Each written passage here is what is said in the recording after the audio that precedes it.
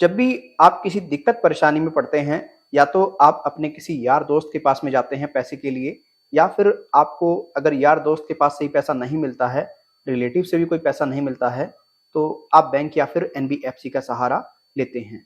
आपकी मंशा बिल्कुल भी ये नहीं होती है कि आप एनबीएफसी का भुगतान न करें या आप जिस बैंक से लोन लिए हैं उसका भुगतान न करें, लेकिन परिस्थितियां आपको उस मोड़ पर ला करके खड़ा कर देती हैं, जिस वजह से आपकी जो ईएमआई है वो डिफ़ॉल्ट हो जाती हैं। और जब आपकी ईएमआई डिफ़ॉल्ट हो जाती हैं, आपको काफ़ी ज़्यादा दिक्कत परेशानियों का सामना करना पड़ता है। इस बात से तो आप भली-भाँति परिचित होंगे। हमारे एक सब्सक्राइबर ने अभी जस्ट हमें ईमेल किया और बताया, सर मैंने एक बैंक से लगभग साढ़े 3 साल पहले लोन लिया था और मैं कंटिन्यू उसको पे कर रहा था, लेकिन मेरी जो ईएमआई है वो पूरे तरीके से अब डिफ़ॉल्ट हो चुकी हैं। अब मैं पे करने की स्थिति में नहीं हूँ। अभी मेरी जो ईएमआईज़ हैं वो सिर्फ़ 3 ईएमआई डिफ़ॉल्ट हुई हैं और मुझे लगता है मैं अपनी चौथी ईएमआई जो है वो भी डिफ़ॉल्ट कर दूँगा। मैं पिछले 3-4 महीने से लगातार गालियाँ खा रहा हूँ। लगातार रिकवरी एजेंट मेरी माँ-बहनों को गालियाँ दे रहे हैं, मुझे गालियाँ दे रहे हैं, मुझे कुछ भी समझ में नहीं आ रहा, मैं क्या करूँ? अभी जस्ट मुझे एक लीगल नोटिस आया है और उस पे लिखा है रिकॉल नोटिस, और जैसे ही वो नोटिस मुझे आया है, मैंने अभी उस नोटिस को ओपन भी नहीं किया और मुझे बताया गया है कि भाई तेरे को हमने लीगल नोटिस जो है वो जारी कर दिया है, और अगर तू 15 दिन के अंदर-अंदर पूरा पेमेंट नहीं करता है तो तुझे 100% तो 3 से 4 साल की जेल होगी। मतलब 3 साल से लेकर के 4 साल तक की जेल तो तुझे होना निश्चित है। और तुझे पूरी तरीके से समझना चाहिए, तू बैंक के साथ में फ्रॉड कर रहा है, तू बैंक के साथ में स्कैम कर रहा है। मैं एडवोकेट जितेंद्र बोल रहा हूँ और मेरा चैम्बर नंबर इतना है, तू मुझसे यहाँ पर आकर के मिल ले या फिर पेमेंट कर दे जल्द से जल्द, अन्यथा तू बहुत बड़ी समस्या में फंस जाएगा। तुझे मैं 2 दिन का टाइम देता हूँ, देख ले तुझे क्या करना है। बंदे को कुछ भी समझ नहीं आ रहा था। बंदे ने अपने परिवार से भी साझा नहीं की कुछ बात, अपने रिलेटिव को भी कुछ नहीं बताया। बहुत ज़्यादा व्यक्ति परेशान था। उसने यूट्यूब पे सर्च किया। यूट्यूब पे सर्च करने के बाद में उसको कई ऐसे तथाकथित लीगल एडवाइज़र मिले जो कि उससे काफ़ी ज़्यादा हाईएस्ट अमाउंट चार्ज कर रहे थे। उसने बताया कोई 2000 रुपये माँग रहा है, कोई 4000 रुपये माँग रहा है हेल्प देने की, कोई 5000 रुपये माँग रहा है, कोई कितने माँग रहा है। और जब हमारे पास में पैसे लोन चुकाने को नहीं है तो हम उस व्यक्ति को 2000, 3000, 4000 रुपये कहाँ से दें? तो ये बात जब उसने मुझे बताई, सुन कर के मैंने उसको क्लियर कहा कि आप पहले तो निश्चिंत हो जाइए, और यहाँ पर हम कोई आपसे बहुत बड़ा अमाउंट नहीं लेते हैं, बहुत मिनिमम अमाउंट पर आपको अच्छी खासी हेल्प हम प्रोवाइड करा देंगे। हम आपको इस बात का विश्वास दिलाते हैं। व्यक्ति को विश्वास हुआ, हमने व्यक्ति से बात की, व्यक्ति को एकदम टेंशन फ्री किया, और जो एडवोकेट था बैंक का, उससे भी हमने बात की, उसको भी पूरे तरीके से हमने सेटिस्फाइड कर दिया।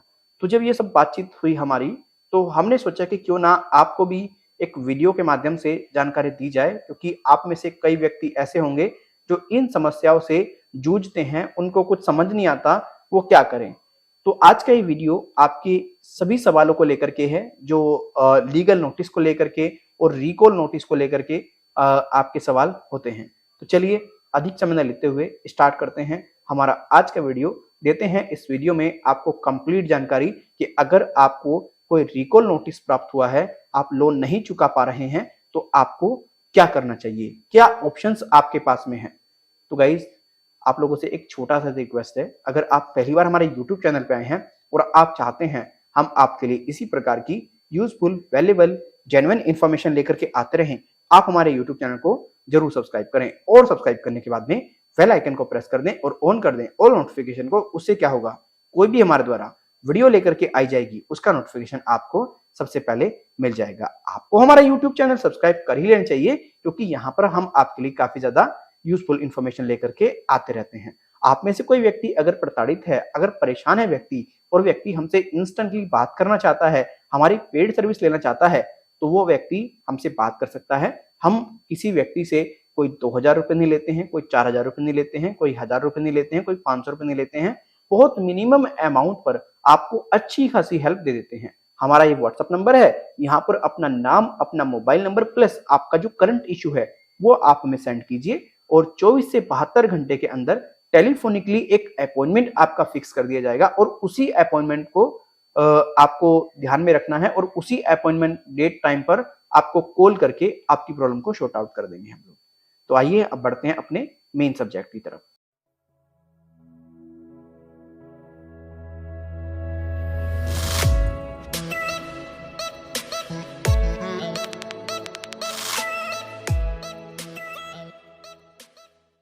देखिए, जब भी आप किसी बैंक एनबीएफसी के माध्यम से किसी प्रकार का कोई भी लोन लेते हैं, आपकी मंशा कतई नहीं है कि आप उसको ना चुकाएं, लेकिन आपका लोन डिफॉल्ट हो गया और जब आपका लोन डिफॉल्ट हो गया तो बैंक और एनबीएफसी के द्वारा आपको व्हाट्सएप पर बहुत ज्यादा लीगल नोटिस भेजाए जाते हैं।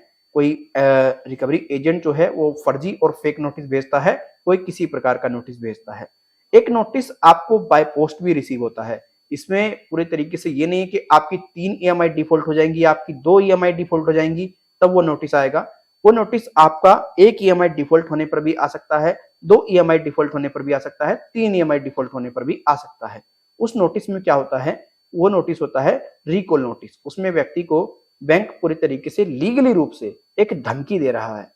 वो धमकी क्या है? उस धमकी में ये कहा जाता है कि भाई हम आपको 15 दिन का टाइम दे रहे हैं, आप 15 से 20 दिन के अंदर अंदर भुगतान कर दो, अन्यथा हम आपके ऊपर कानूनी कार्रवाई करेंगे। और कुछ बैंक छोटे छोटे शब्दों में कुछ चीजें लिख देते हैं, कुछ बैंक कुछ लिख देते हैं और उसमें यह भी कहा जाता है कि आपको फुल पेमेंट करना है, फुल पेमेंट। अब आपकी जो ईएमआई में हम बात नहीं करेंगे। और ये जो नोटिस होता है, अगर आप इसको फाड़ के फेंक भी देंगे ना, कोई दिक्कत नहीं है। बैंक सिर्फ आपको धमका रहा है, बैंक आपको डरा रहा है, बैंक आपसे लीगली रूप से बात करना चाह रहा है। चाहे ये बैंक हो, चाहे एनबीएफसी हो, सभी का यही कारनामा है। राइट, समझ गए? अब जो नोटिस आपको फाड़ करके नहीं फेंकना है, जिस नोटिस पे आपको ध्यान देना है, वो है 138 का लीगल नोटिस। अगर आपको मिल जाए, अगर ये नोटिस आपको मिलता है, इस नोटिस को लेकर के आप इंस्टेंटली एडवोकेट के पास जाइए और अच्छे से एडवोकेट के थ्रू आप पूरी तरीके से मतलब केस फाइल कराइए और बताइए कि ये सारी चीजें हैं, मेरे साथ में दिक्कत हो रही है। राइट। और अगर कोर्ट का नोटिस कोई आता है, कोर्ट से नोटिस आता है, उसको भी आप इग्नोर ना करें। तभी आपको ना तो जेल होगी और ना ही कोई दिक्कत परेशानी आएगी। अगर रिकॉल नोटिस को आप इग्नोर कर देंगे, कोई ना तो आपको जेल होगी, ना ही कोई आपके ऊपर 420 का केस होगा, ना ही कोई दिक्कत परेशानी आपको बनेगी। और अगर दिक्कत परेशानी आपको बनेगी, वो तभी बनेगी जब आपको किसी बैंक एनबीएफसी के द्वारा 138 का नोटिस जारी कर दिया जाए, मतलब 138 चेक बाउंस का।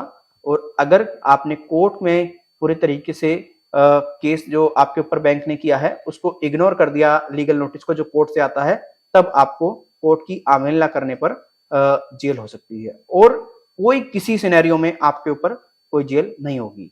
देखिए, आप एक डिफॉल्टर हैं, ना तो आपने कोई 420 की है, ना ही आपने किसी के साथ फ्रॉड किया है, तो आपको क्यों जेल होगी? कुछ नहीं होगा, कोई दिक्कत नहीं है। अगर आपके पास में पैसा है तो आप पैसा दे करके अपना पीछा छुटाएं, अगर पैसा नहीं है तो टेंशन फ्री रहें। अब अगर आपके पास में पैसा नहीं है, आप नहीं चुका पा रहे हैं, तो आपको क्या करना है? आपको जिस बैंक एनबीएफसी से आपने लोन लिया है उसका ऑफिशियल ईमेल आईडी फाइंड करना है। देखिए, अगर आप गूगल पे सर्च करते हैं तो आपको गलत ईमेल भी मिल सकता है। ऑफिशियल ईमेल आईडी फाइंड करने के लिए आपको अपना लोन सैंक्शन लेटर वगैरह चेकआउट करना होगा, उसमें भी लिखा होगा। आप ऑफिशियल वेबसाइट पर भी जाकर के चेकआउट कर सकते हैं। एग्जाम्पल के लिए मैं आपको बता दूं ऑफिशियल ईमेल आईडी इनका किस प्रकार से होता है। जैसे कि एग्जाम्पल के लिए आपने आईसीआईसीआई से कोई लोन ले लिया, तो आईसीआईसीआई का क्या होगा? support@icici.com, मतलब लास्ट में icici.com या .in इस प्रकार से लिखा आपको जरूर मिलेगा। आप देख लीजिएगा अपने स्तर से। और आप जब ईमेल इनको कर देंगे, अपनी प्रॉपर परेशानी लिख देंगे उसमें, तो फिर उसके बाद में आपको ध्यान नहीं देना है, किसी लीगल नोटिस पर ध्यान नहीं देना है। लीगल नोटिस पर 138 को छोड़ करके और कोर्ट के नोटिस को छोड़ करके बाकी कोई दिक्कत नहीं आएगी, कोई परेशानी नहीं आएगी। आप टेंशन फ्री रहिए। आप एक अच्छे तरीके से, जेन्युइन तरीके से ईमेल आईडी पर मेल कर दीजिएगा, प्रॉब्लम बता दीजिएगा। बार बार प्रॉब्लम बताने की जरूरत नहीं है, एक बार प्रॉब्लम बता दो।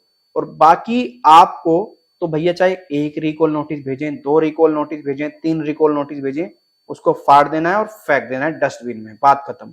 क्योंकि अगर उसको आप फाड़ेंगे नहीं तो क्या होगा?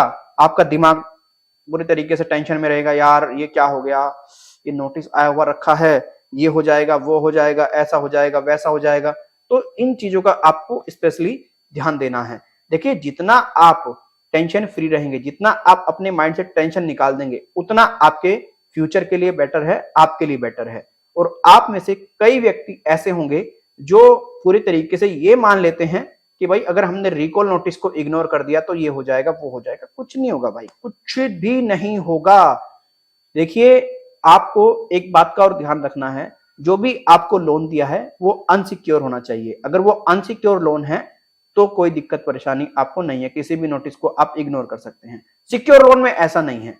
सिक्योर लोन में अगर आपको कोई रिकॉल नोटिस मिलता है, उसमें आपको 15 दिन या फिर 60 दिन का जो भी टाइम दिया गया है, उस टाइम के अंतर्गत आपको एक्शन लेना होता है, पेमेंट वगैरह करनी होती है। अन्यथा ये आपकी जो प्रॉपर्टी वगैरह जो है, जिसके आधार पर आपने लिया है, उसको वो भी कर सकते हैं, नीलाम भी कर सकते हैं, ऑक्शन उसका कर सकते हैं।